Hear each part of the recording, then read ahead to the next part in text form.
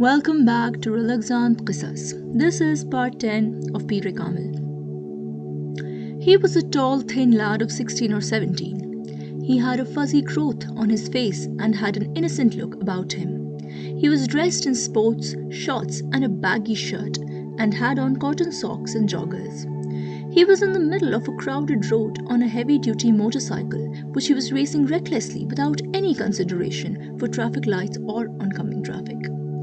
Zigzagging his bike through the traffic, he periodically lifted both his feet off the pedals before performing wheelies. Then, without breaking speed, he turned and changed lanes going the wrong way through the oncoming traffic. Suddenly, he braked with a sharp screech.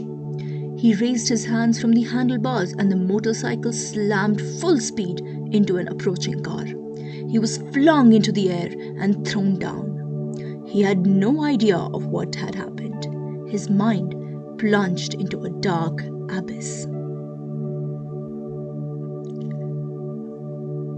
The boys stood behind the rostrum on the stage, facing each other.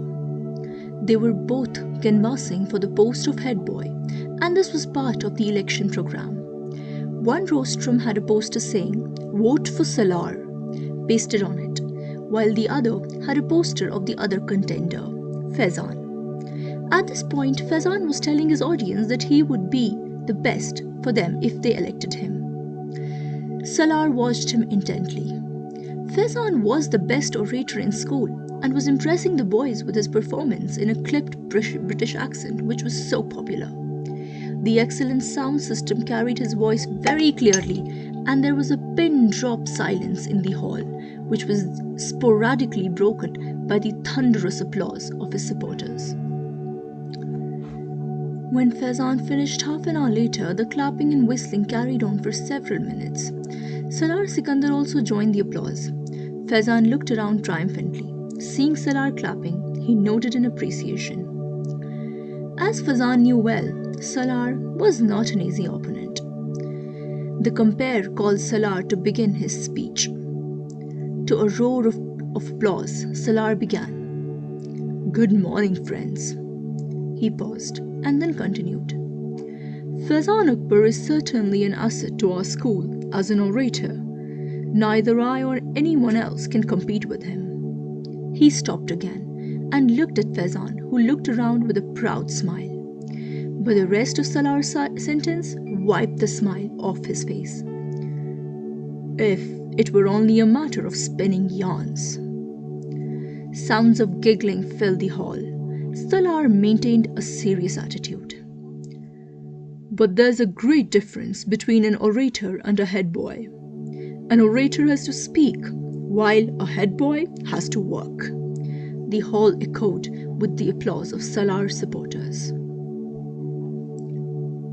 "I do not have the eloquence of Faizan Akbar," he continued.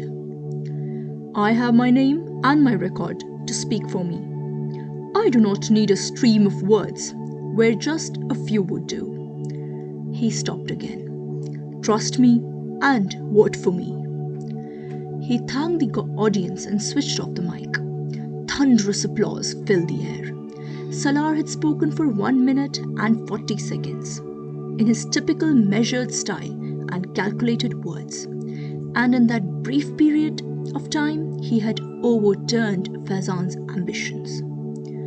After this preliminary introduction, there was a question and answer session. Salaar responded in his customary brief manner. His longest response was not more than 4 sentences. On the other hand, Faizan's shortest response was not less than 4 sentences. Faizan's eloquence and way with words, which were his strength, now appeared bombastic compared to Salaar's short and sharp responses on stage. And Faizan was all too aware of this. If Salaar gave a one-reply question to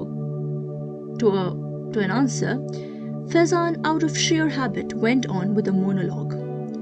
Whatever Salaar had said about Faizan seemed to be proving true to the audience. That an orator can only speak, not act.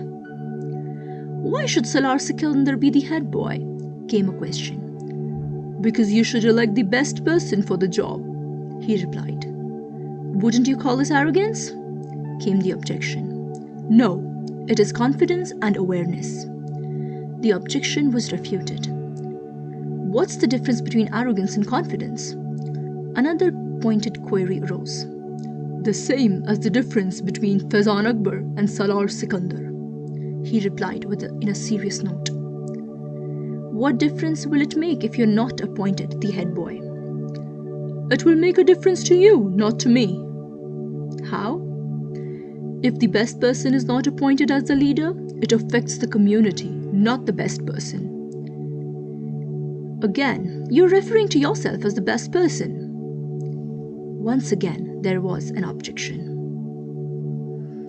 Is there anyone in this hall who would equate himself with someone bad? Perhaps there is. Then I'd like to meet him. Sounds of amusement rose from the audience. Tell us about the changes Salaar Sikandar will bring about as a head boy. Changes are not talked about, they are demonstrated, and I cannot do this before I become the head boy. A few more questions were asked and answered, and then the compeer called the last question. A Sri Lankan boy stood up with a naughty smile. If you answer this question of mine, then I and my entire group will vote for you. Salaar smiled. Before I reply, I'd like to know how many people there are in your group. 6, the boy replied. Salaar nodded in assent and asked, Okay, what's your question? You have to calculate and tell me that if 952852 is added to 267895 and then 399999 is subtracted from the total and 929292 is added to the sum. He read slowly from the paper.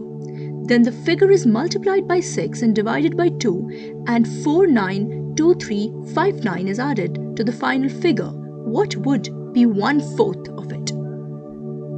The boy could barely complete his words when Salaar's response to this silly question came with lightning speed. 2035618.2. The boy glanced at the paper in his hand and, shaking his head in disbelief, began clapping. Faizan Akbar at that point felt that he was merely an actor. The hall was filled with applause. Faizan saw this entire program as nothing more than a joke. An hour later, coming down the stage ahead of Salaar, Faizan knew that he had lost the competition to him even before it had begun. He had never felt as envious of this 150 IQ scorer as he did now.